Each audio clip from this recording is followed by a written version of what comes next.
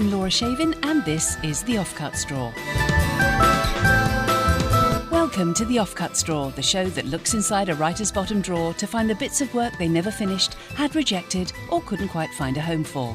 We bring them to life, hear the stories behind them and learn how these random pieces of creativity paved the way to subsequent success. My guest this week is television writer Chris Lang. Chris trained at RADA and worked for several years as an actor before turning his hand to writing.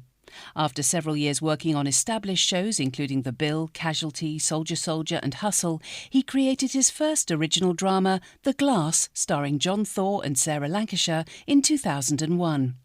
He has since gone on to create many, often award-winning British television series, not to mention a few French ones as well. There was Amnesia in 2004, Torn in 2007, A Mother's Son in 2012, and two of his series, Innocent and also Dark Heart, started filming in 2018, with Innocent's second series supposed to start filming this year. But it's Unforgotten, the multi-award-winning detective drama that he writes and produces, that he's probably most well known for. And in fact, if COVID hadn't struck, he probably wouldn't have time for this interview, as he'd be filming its fourth series. So British television's loss is our gain. Chris Lang, welcome to the Offcuts Drawer. Thank you very much for having me. It's a pleasure. So how did you find getting hold of your offcuts? Did you have them all to hand? Well, the more recent stuff is all very to hand because it's all on my computer. But of course, the older stuff was really only in hard copy or possibly on one of those very strange discs that used to slot into an Amstrad 9512. But yeah, as good as lost effectively. So yeah, I did literally go into a cupboard and pull out a dusty old box from the back of the cupboard, which I had not looked at for sort of 20 years. And there was a stack of old scripts that had actually never even been put onto any kind of computer, let alone an Amstrad. Were they typed or handwritten? Well, they were typed, but not by me, because in the olden day, well, I obviously didn't know how to type, but we used to write them longhand, and then we used to send them off to a typist. Oh, which seems just what was this, the 1950s or something? Exactly. It seems completely absurd that we didn't. But in a way, you know, you would have had to have learned properly how to type because, you know, now when you type on a computer or a laptop, obviously you can make a billion mistakes and just correct them very easily. If you're doing it on a typewriter, obviously you can't really do that. So, yeah, I used to send them off to a typist. I was the first person amongst my cohort to buy a computer. And I remember my flatmate walking in and it was an Amstrad 9512 and it would have been in about 1986 or 87. And he said, "What's that?" And I said that it's a computer and I'm from now on, I'm going to write on this. He said, "That's absolutely ridiculous." He said, "You'll never use that. You'll never use it." Oh, and presumably you did. And that's I how did. they all got written. I wrote 20 scripts of The Bill on that computer. And I loved it, the Amstrad. It was the first home computer that everyone got. And I loved it. It had some functions on it that I still miss to this very day. But it was always, it would always go wrong. And it would always suddenly, the worst thing you could ever see is disk corrupted. And there was a bloke who lived in Roehampton called Dr. Dave, and you got his number from the Exchange and Mart. And you could send your disc to him in the post. And then he'd send it back, hopefully corrected and uncorrupted, and your files would be there. And that happened to be a lot. You know, you'd be halfway writing through a Bill script, and suddenly the message would come up, file corrupted, and it was just as bad as it could get. And then you'd send it to Dr. Dave, and he would or he wouldn't miraculously recover it. So, right, well, let's get things rolling with your first offcut. Can you tell us what it's called, what genre it was written for, and when it was written? So this is a scene from a TV drama that I first wrote in about 2016, although I came up with the idea many years before that, and it's called Testament. Interior office, J.B. White, London. A large lavatory with numerous cubicles, seemingly empty. But from one cubicle the sound of someone being quietly and efficiently sick. And then the chain is flushed. The doors open and John walks out, white-faced, thin-lipped, walks to the sink, rinses his face, dries it with a paper towel, and then looks at himself, long and hard, shitting himself. "Help me out here, Dad." A beat, dry mouth swallow, and then he looks at his watch.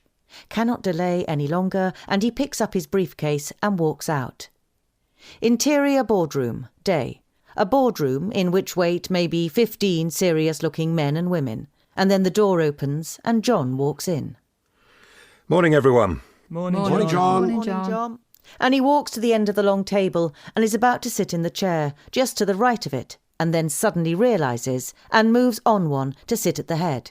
He gets his papers out of his briefcase, places them in front of him, takes a second to compose himself, and then... So I'd like to start, if I may, by thanking everyone for their extremely kind messages. My father would have been deeply touched by the many lovely sentiments expressed in them. He really would. A beat. He nods, and he nods. He takes a sip of water. A beat. And then finally... And then he would have stuck all the cards in a drawer. And he looks up to face the board, to look them in the eye. Said that was all well and good. Obviously a stock phrase of Jack's. Get a few smiles round the table. But we still have a company to run. Still have over 3,000 employees to look after. Still have over 2 million customers to serve. And so, with that very much in mind, I'm going to ask you now to look at item number 1 on the agenda today. The vote for myself to take over as CEO of JB White Limited with immediate effect.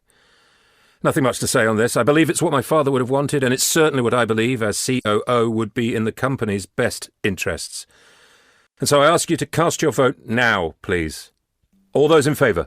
And he looks down at his agenda sheet now, even as he raises his own hand, not quite able to look at the room yet. But we watch the room. We watch as maybe half the hands go up immediately, and we watch as a few more go up a little less certainly, and then we watch as the last few go up, but only, we sense, as the dalliers realise they might be isolated, which is when John finally looks up, to now see every hand up, and he nods, tears coming to his eyes. So many emotions, pride, sadness and responsibility, but mostly fear. So, Testament. Tell us about Testament. Well, I'd always been fascinated with the Testament part of it. I don't know whether it's self-explanatory or not, comes from Last Will and Testament. And basically it's a show about the fallout from the death of a fairly sort of patriarchal figure, a very successful self-made businessman, and his will and what it says in it. And it's obviously about a family, but it's really a show about love and how that's expressed or not in a will. And it's just a subject that I've always been fascinated by, and is a good example of how an idea can sit with you for a very long time before you find the right expression for it. And this one, I guess I'd had the idea sometime in the sort of early noughties, and then I just, I was busy doing other stuff, and then I finally created a document which seemed to land with a broadcaster, and they commissioned a script, and then it sort of landed on the desks of various broadcasters just as Succession came out in the States. And whilst it was very different, this is often the way in my business. This is obviously a very English story, and it was a story that wasn't really about, insanely wealthy family like they are in Succession. It was a story that actually was multi-generational, but also multi-class and a very diverse family in many ways. So it felt much more it had a far broader spectrum of characters. But as is often the way, if it feels to be touching a similar subject, broadcasters are quite nervous of that. So yeah, it was frustrating, but it's just very, very common for that to happen in certainly in drama. We're all tending to sort of work in the same areas, and things are in the ether, and they tend to sort of occur to people often at the same time. And I don't know how long Jesse Armstrong had his idea for. I'm sure a very long time as well. But yeah, it was just bad timing. But one is often the benefit of good timing, so you can't moan. Oh, that's true. Yeah. And talking of bad timing, actually, obviously the pandemic, as I mentioned in the introduction, had disrupted the filming of 2 of your series. Yeah. The pandemic itself, is that a good thing for you in as much as has it inspired you to, or do you think it will inspire you to create drama around it at all? No, definitely not. I mean, not that it hasn't. I'm not saying it hasn't inspired me. I just wouldn't. Not just because I think there will be lots of people writing their pandemic drama, but I just don't think people would be particularly deliriously happy to watch it. I think it's been an incredibly difficult time for lots of people. And I think, obviously drama's job is often to reflect the world around you, but I just feel people will need a break from that for a while. Maybe in 10 years, people will want to see their lockdown dramas, but my guess is they don't really want to come straight out of lockdown, and the first sort of things that start feeding through in the next 2 or 3 years are lockdown dramas. But the other difficult issue is, as you move forward, how much do you incorporate some sense of lockdown or the fact that a pandemic has happened in the stuff you write? I'm not saying write it about a pandemic, but, how much do you reflect acknowledge it it's happened? How much do you acknowledge it? Yeah, I mean, we're about to start shooting Innocent in Ireland, and we hadn't even started. With Unforgotten, it's slightly different in that we were 11 weeks into it. So there's no question that you could even, about it at all or make a nod to it at all. You couldn't, because you've got to be consistent with what went before. But Innocent, we've had discussions, should people be walking into shops with face masks on or whatever? And, we think not, for maybe for some of the reasons that I was saying before. Interesting dilemma. Anyway, time for your next offcut. Tell us what this is, please. Well, this, embarrassingly enough, is an extract. I don't know why I gave you this, but I did. So this is an extract from my diary written in 1983, and I'm going to go read as I hear it read back to me now. The evidence speaks for itself. Having just seen Paul over the weekend, I now see that friendship is familiarity. The review is now over, although it looks like there may be a chance of doing it at the Donmar warehouse in the autumn, which is pretty good. It's very interesting reading this diary as it chronicles its way through my life. When I wrote my last entry, I knew nothing of the future. When I wrote my first entry, it's now so interesting to read with the hindsight I now have. It's as if I can almost say hello to the future, as I know that I will read this entry in a couple of weeks and I will be a different person.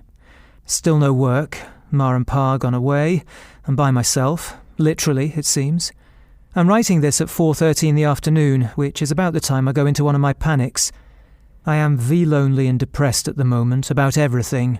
It's terrible to come to terms with one's own situation and realise I can do nothing about it.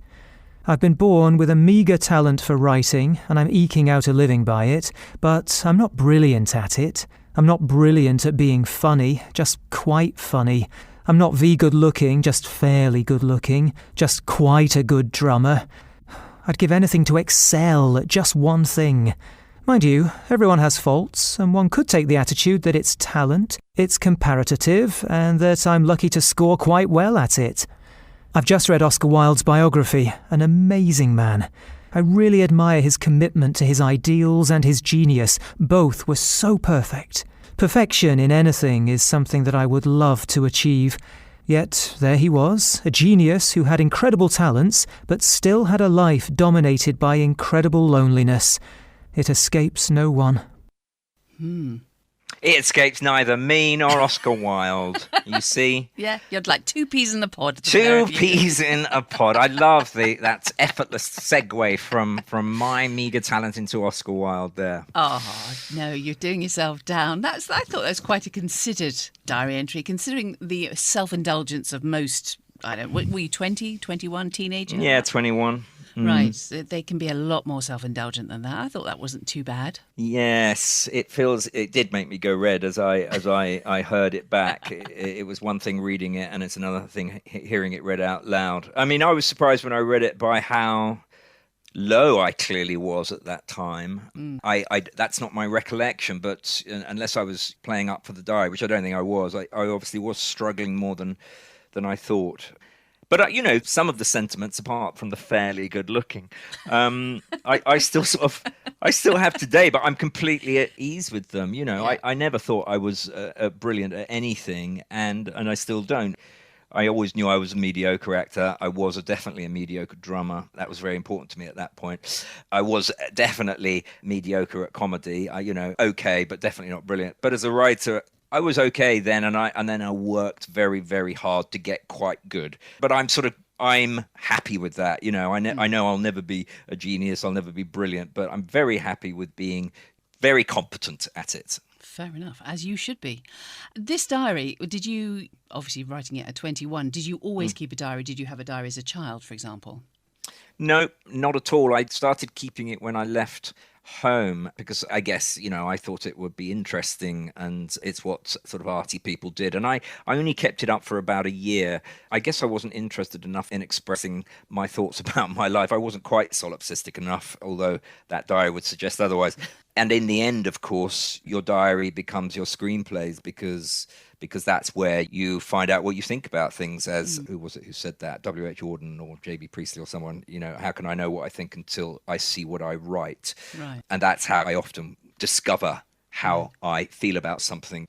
Okay, time for your next offcut. Can you tell us what this is, please? Right. So this is a scene from my first ever screenplay that I co-wrote with Hugh Grant, who I was in repertory theatre with, my first ever job in Nottingham. We wrote this in 1984 and it's called Rep. Interior, stage door area, playhouse, day. Fire doors crash open and Porrick, wild-eyed and dripping sweat, approaches the stage doorkeeper Derek, who sits in his cubbyhole. Hello. Sorry, do you know where the read-through for A Midsummer Night's Dream is, please? Yes, thanks. Could you tell me where it is then, please? Certainly. Up the stairs and straight ahead of you. Thanks very much.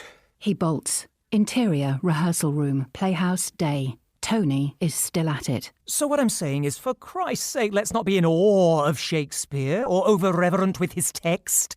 If we just knock him about a bit and take the knocks, he'll give us right back. Oh, he's quite a bruiser, our Will. I think something extraordinary will come out of that tussle. Smiling nods from the cast. Politics!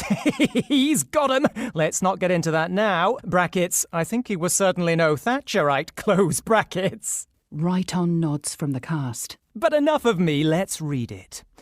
Just before we start, let's join hands and get a nice gentle hum going, and take a moment to make our own magic ring, as it were, our space, where things will happen, things will grow, our enchanted circle. The actors do as they are bid. Tony surveys them, his eyes alive with magic. Terrific!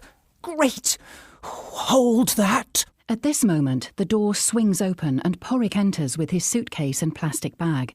He is confronted by 15 humming actors, all staring at him with solemn faces. Close up on Porrick's reaction. Tony motions Porrick to come in and sit down. Hold what we have. This is Porrick Kerrigan, ladies and gentlemen, who's playing flute. So, James, when you're ready, no acting, no performances, just read it. Begin. James is an old actor with a big voice, and he's buggered if he's not going to give a performance.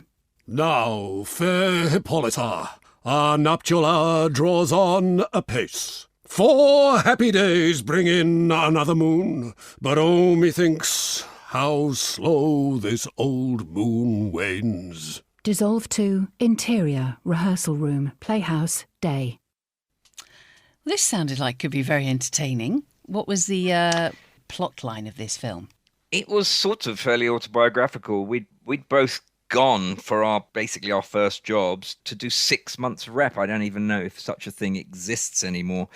I'd left the Royal Academy and Hugh had just left Oxford University, and we both got a 6-month contract to play as cast.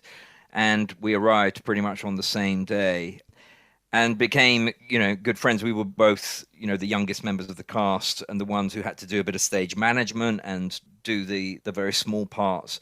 And we did that for 6 months. And it was, an eye-opening experience for both of us and a challenge in many ways because, we both wanted to be doing much, much more.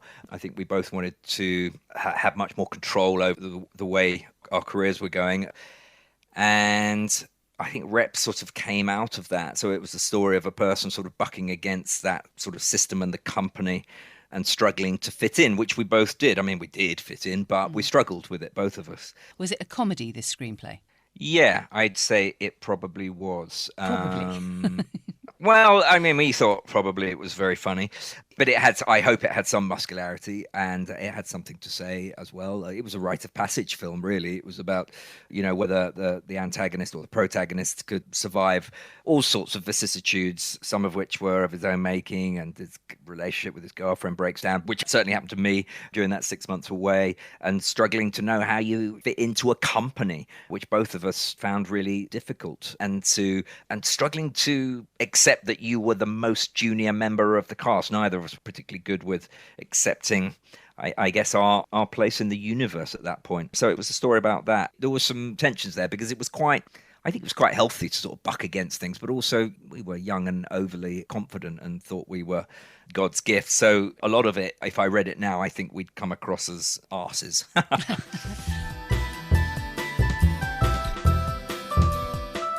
Hi, this is Laura. Sorry to interrupt, but if you're enjoying the show, please do subscribe to the Offcuts Drawer. Give us a 5-star rating, leave a review, tell your friends about it. All that stuff's really important for a podcast like this. And visit offcutsdrawer.com for more details about the writers and actors and to find out about future live shows. Thanks for your support. Now back to the interview. Well, the reason I asked about the comedy was because obviously you two got together and formed Jockeys of Norfolk, which was a comedy group with Andy Taylor. Yeah. Also, the scene that we heard I thought was quite funny. So you obviously discovered that you had the same sense of humour. So tell us about Jockeys of Norfolk. I mean, Rep was written after we'd sort of started to write proper comedy, and was obviously our attempt to be more serious writers. But yeah, we started to write some sketches at Nottingham Playhouse because we were asked to contribute something to some sort of anniversary of Nottingham Playhouse. And we wrote this sketch about Robin Hood coming out as Merry. Now, I still think that's a great gag. And Robin Hood, obviously, a Nottingham character, you see, so it was...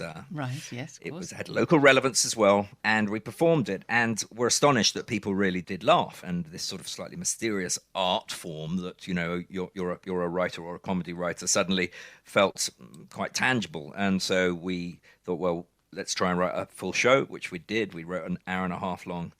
Wow, that's a big leap, from one sketch to an hour and a half. Well, I think we wrote sort of maybe 4 sketches for other sort of slightly smaller things. And then we went into a local arts centre and did, maybe it wasn't an hour, maybe at that point it was like 45 minutes. And then we brought it to London and it was a proper full-length show. And then it went to the Edinburgh Festival and it did very well there. And then we did our own TV show and that was not good. That was not good. It was not good. No, what didn't was know it? really. BBC? Let's give me more details here. It wasn't BBC. It was made by Tyne Tees Television, and at a time in like '85 or something when shows didn't necessarily all get shown on the network. And I think its broadcast was prefaced by the words, and for those of you still with us, the time now, approaching 1:30 a.m., and it's time for a sideways look at life. And when you're prefaced by that, you know your show's in trouble. And it only went out in Newcastle, and you can find it somewhere, I think, on YouTube. But really? Ooh, I think it's probably somewhere there because of Hugh. But it's not a great work of art. Right. And that kind of did for us. We sort of slightly splintered, and I went off and carried on writing. And I don't know what happened to Hugh. Yeah, never heard of him again. Disappeared off the face of the earth. Let's have another offcut now. Tell us about this one. Okay, so this is the script for a radio commercial for Brill Cream, which was written in about 1985, I believe. Here we are in one of London's gayest night spots, home of Britain's latest dance craze. It's called The Shake, and everybody's doing it. Hang on a minute. Not quite everybody. What's up with you two? Not dancing? No, I won't dance with my boyfriend because the shake makes his hair so untidy. I like him to look smart at all times. Yes, chum, we're sorry, but your hair's a mess. Why not try Brill Cream? Brill Cream? Yes, Brill Cream, because just a little dab of Brill Cream every time you comb keeps your hair supple and manageable wherever you go, whatever you do. How do you feel now, you two? No more worries about the shake? That's right. Well, you're certainly a lucky fellow. She's a smashing-looking gal. Go on, kiss her, you clot. And remember, for the smart, modern look and healthy hair, it's got to be Brill Cream. Congratulations. That's a fabulous piece of copywriting. I really enjoyed that. That's a shame that didn't get made. They did record. We did record it, but the agency, or the client rather, didn't go for it. And I think they played it once in order to enter it into the awards ceremonies. But yeah, we loved writing those ads. They were the first ads I ever wrote. When we came down from Edinburgh, we got picked up by Mel Smith and Griff Rhys-Jones's company, which at that point was a radio commercial production company called Talkback. When you say we, it's you, Andy and Hugh. Andy and Hugh, yeah. And they asked us to start writing for them and start writing radio ads, which Mel and Griff at that point were just about as successful as it was possible to be in the world of comedy. And it felt such a sort of honour and a big break for us. And we wrote many, many, many commercials for their company. That Talkback obviously went on to become a sort of beer moth of a production company in both drama, but primarily in comedy. Created the 11 o'clock show, first company, I think, to put Ricky Gervais on the TV, and Ali G, and had a long relationship with Steve Coogan. So, but they started out as a radio production company in a tiny little office in Carnaby Street. And we used to, sit there and write radio ads for them, mostly the ones that were made or aired anyway. You weren't tempted by the huge amounts of money in advertising to stay in advertising? Well, we were offered it, and no, we weren't. But it was tempting, because we write all these ads for the big agencies of that time.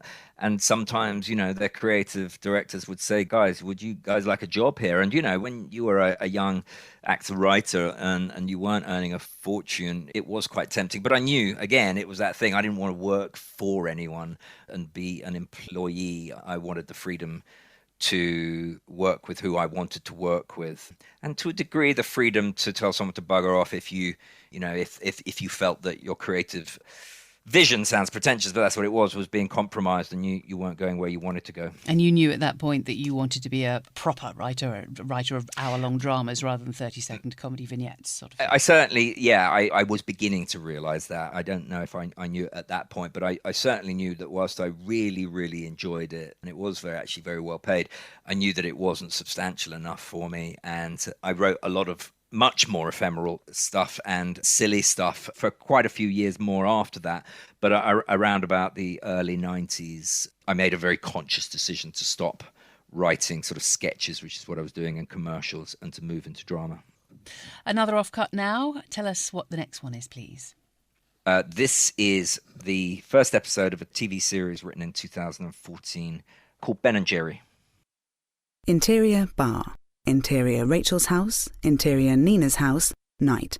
And here is Jerry, still on her phone, waiting at a table, talking on Skype to Rachel and Nina, her dating committee, the clock on the wall saying 8:12. My hair's gone Brian May and my eyes look like scoops of raspberry ripple. What am I doing here? Jerry, sweetheart, you look annoyingly gorgeous. And you're there because, unlike your idiot husband, there are good men out there. I'm sure there are. I don't have the bandwidth right now. I have too much unresolved crap in my life. Maybe when I've sorted that out, then I can... Jerry? And she turns to see Ben. Sweaty, beardy, filthy, breathless, but handsome Ben. Gotta go. Hey, Ben! Yes. Hi, sorry I'm late. Did you get my messages? Oh, no, sorry. I've been on the phone fairly solidly for the last half hour and I haven't checked. Oh, right. God, I'm really sorry. I was trying to get hold of you to say I couldn't come. Oh. Oh, right. But obviously I didn't hear back from you and I didn't want to stand you up, so... Oh, okay, so... I'm really, really sorry. No, that's... A beat, and then she frowns. So, I'm sorry, I'm confused. Are you just here now to tell me you're not staying, or... Well, yes, basically. Oh, right. Okay, fine. And he can see this hurts. Why would it not? I mean, I could stay for one drink if... No. I wouldn't want you to stay just because you felt you... No, I mean, in the normal run of things, I would want to. I definitely would want to. And, not coming was... absolutely nothing to do with you. It was me, and... Right. Just a very bad few days, and... I know those. You're very attractive, and your profile was lovely, and... And then, thank fuck, his phone rings. Teo. Sorry, I have to take this. It's my au pair. Teo? Ollie has done big wet shit on carpet. Right, it's Holly, Teo, the cat's name is pronounced Holly. I know how cat's name is pronounced. Oh, nice. His 8-year-old son is shat on the carpet. I'll be right back. He clicks off, turns to her. She is hands up in surrender. Well, nice to meet you. What can I say? And he could say a million things, but what is there? Good bar, though. Nice pick. Which is so palpably inadequate that he just acknowledges this and then turns and goes, cursing himself as he does. And we stay on her. She picks up her wine and drains it, and then fills the glass again. So is this going to be a romance? Would it have had a happy ending, this series, Ben and Jerry? Yeah, it was a romantic comedy, and it was totally autobiographical. Really? Yeah, it was how I met my wife, my second wife, and it was the story of that, which was it was a difficult relationship because I was a widower, she was a divorcee, and we both had a lot of children. I had 3 and she had 2. And Ben and Jerry was the story of 2 people who meet each other and who fall in love fairly quickly, but then have to navigate their way through myriad difficulties in order to end up being able to properly be with one another and, in reality, live with each other and bring 2 different families together. And that was my story. That was what happened to me in 2009. I met my wife on an internet dating site that my brother had put me on, and we kind of fell in love, but it was really hard to bring both of our families together, and we didn't manage to do that until 2012 when we finally managed to move in, and 2013 when we married. So that's the happy ending. So it was a story of, 5-series story about how you navigate that with, I had lots of issues with my family or my late wife's family, and my kids, obviously, grieving their mother, and my wife's kids struggling with a divorce, and all of those problems. So not really the Brady Bunch at all? Well, it became the Brady Bunch, and in fact our wedding invite was a mock-up of the Brady Bunch photo. So it became exactly that. But the story of Ben and Jerry is, the story of, it wasn't, it's not a love story in the sense that we knew we loved each other, we fell in love, but it's what do you do when there are all sorts of other things in the way of getting to be with one another. But yeah, we overcame them all, and here we are 7-8 years later, very, very happy. You have spoken before about your life being affected by the tragedy of your first wife's death. Presumably that has influenced your writing quite a lot. Must Hugely. Influence everything, of course. Yeah, it does. It changes everything about you and about how you see the world. In some ways, weirdly, and I always feel nervous saying this because it's difficult to explain, but there are strange positives that come out of such an awful situation because you understand the kindness that exists in the world in a way that perhaps you didn't understand it before. And there was tremendous kindness shown to me and my boys in the aftermath of their mum's death. And also I think it really, really allows you to understand other people's pain in a way that you didn't before because you've experienced it and you felt it. And I think that's absolutely fed through into my writing. I think, one of the nice things people often say about a show like Unforgotten is that, it's a compassionate show. And I'm not sure if I would have been able to write that show having not gone through something so traumatic and therefore being able to understand what real catastrophic pain felt like. And so, yes, an absolutely awful event. But of course, there are always positive things that can come out of even the worst tragedy. Moving on now, let's have another offcut. Can you tell us about this one? This is from 2010, and it's a 3-page pitch for a TV drama called What a Fucking Rotter. On the 13th of November 1965, the word fuck, as uttered by Kenneth Tynan, was heard for the very first time on British television. It took 8 long years for the word to be used again by Peregrine Worsthorne on the programme Nationwide. And then, on the 1st of December 1976, it was heard for the 3rd, 4th and 5th time in a little under 2 minutes. What a Fucking Rotter tells the story around probably the most infamous television interview ever, and how it finished the career of one man, created an icon of another, and changed the face of British culture forever. In 1976, Bill Grundy was presenter on Today, a TV magazine show that had been running since the late 60s. With only 3 channels to choose from, Today was fairly essential early evening viewing for a huge section of the population. As such, Grundy and Eamon Andrews, his co-host, occupied a place in the nation's heart that would be hard to imagine today. Of the two, Grundy fancied himself as the more serious journalist. Wearing an almost permanent Paxman-esque expression of slight disdain, he gave off the air of being a man you didn't mess with. He was a bruiser, a heavyweight. He was a national institution. On that December afternoon, he would have been entirely unconcerned when told by a researcher a few hours before transmission that the booked act, the rock group Queen, had to cancel their appearance on the show.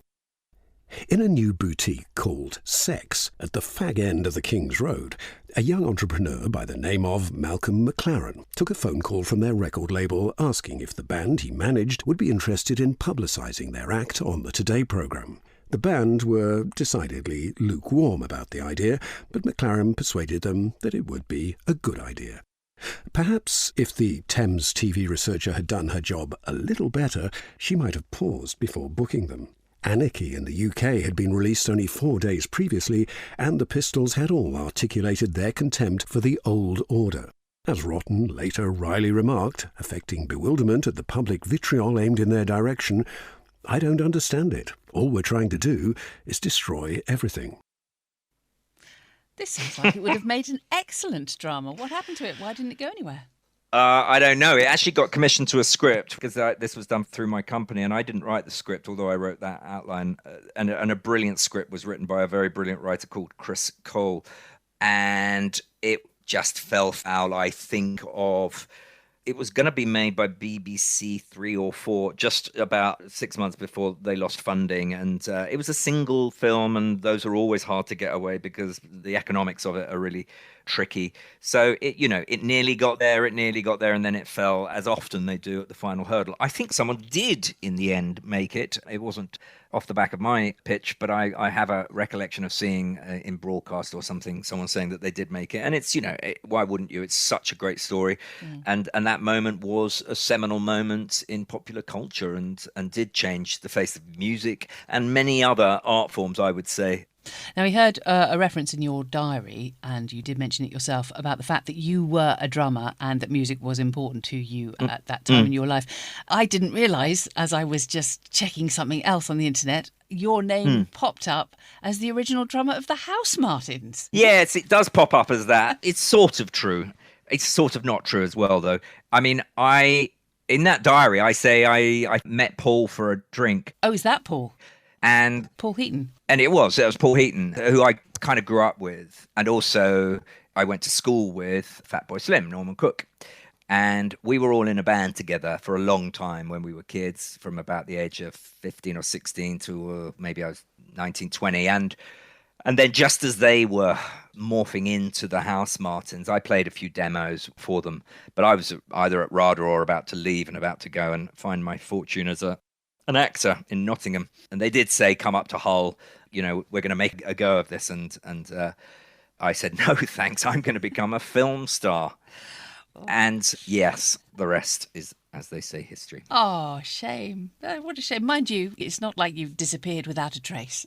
No, and I went to see Paul at the Royal Albert Hall about a year ago, and I sat next to his mum, who I'd not seen for about 30 or 40 years.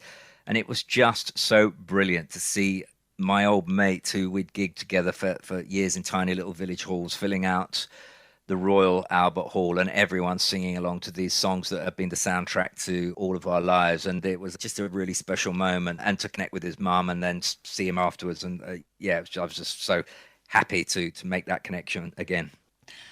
It's time for your final offcut now. So tell us about this one, please.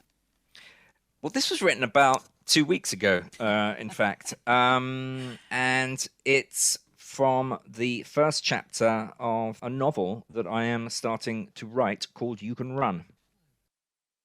As she woke, her thoughts turned immediately back to Nimesh Singh. Nimesh had, like everyone of course, been struggling for a very long time before he finally gave in, but there was something about his particular defeat that felt emblematic. He'd arrived in the UK in the late 90s to marry a girl from his village who'd emigrated to Southend the year before. It was just after Labour had been elected, and for a brief period of time it had felt like things could only get better. Blair's easy charm had seemed to suggest he was different, that here finally was a leader who was smart, emotionally articulate and ideologically driven enough to create a kinder, fairer, more equal society. Hard to say exactly when that particular flame first guttered, but certainly the myriad national and international disasters that had befallen the UK over the following 2 decades or so had all in some way contributed to where we were now, with each new catastrophe slightly stumbling over the last, hurrying it out of the way so they could get their punch in, their roundhouse kick to the nation's head. Nimesh's face had rather exemplified that, both literally and metaphorically. A yellowing bruise on his left cheek, evidencing the vicious blow he'd received a few days before. A local teenager had tried to steal a bottle of vodka from his shop, and when Nimesh had confronted him, he had had the gall to look affronted. As Nimesh then tried to remove the youth from the premises, the lad had flailed a messy fist that had perhaps been unlucky to land, but land it nevertheless did.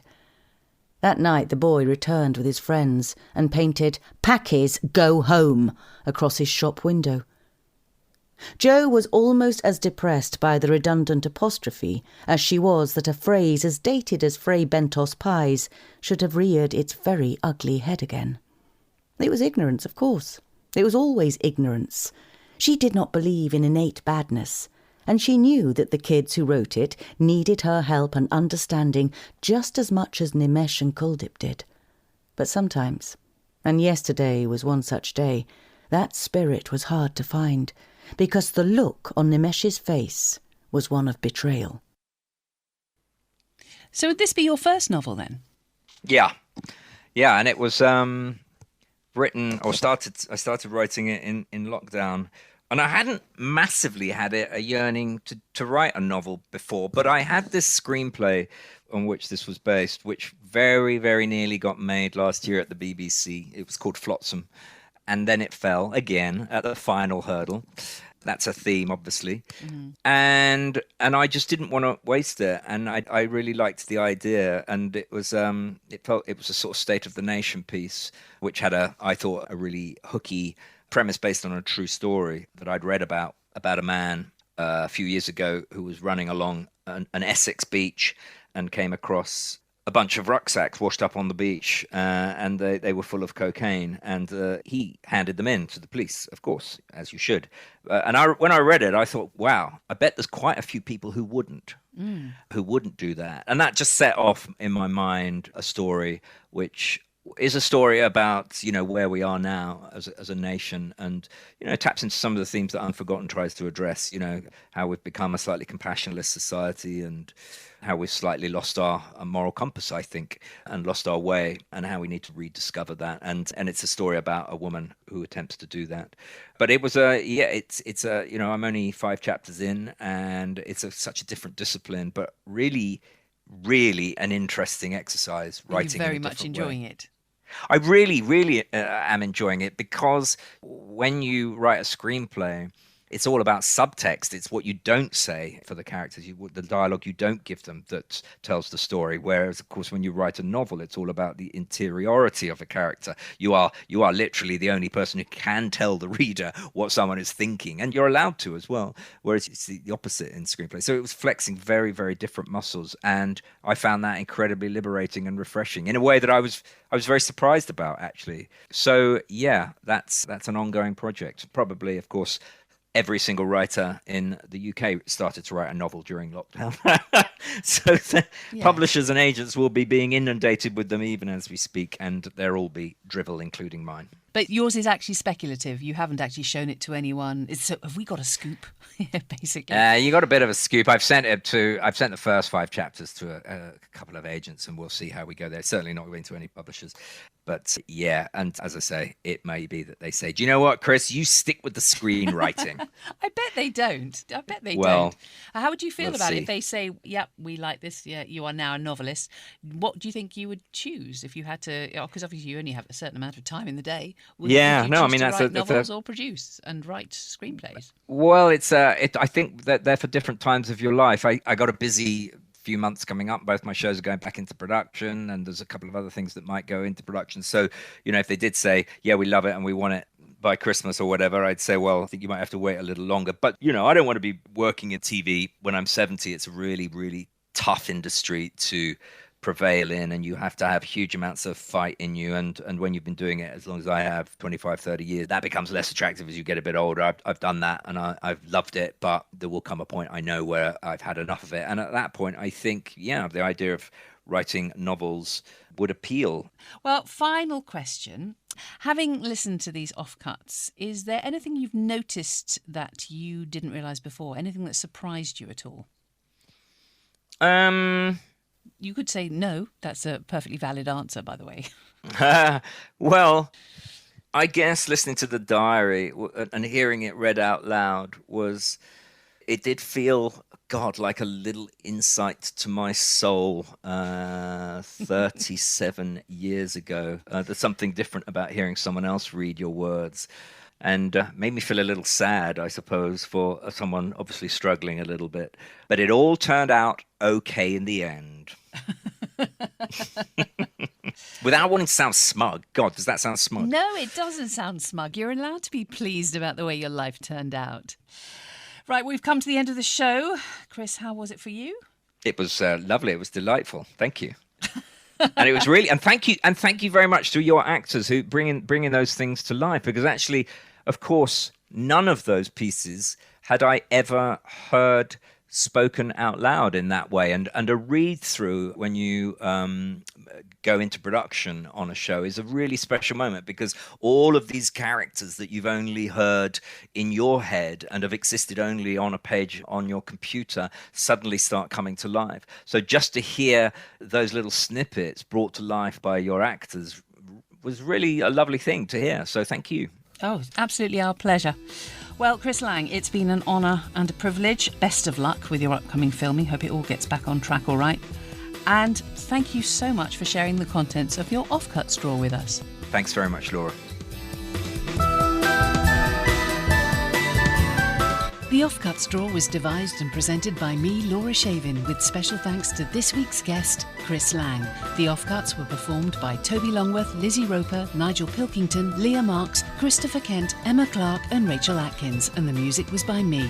For more details about this episode, visit offcutsdrawer.com, and please do subscribe, rate and review us. Thanks for listening.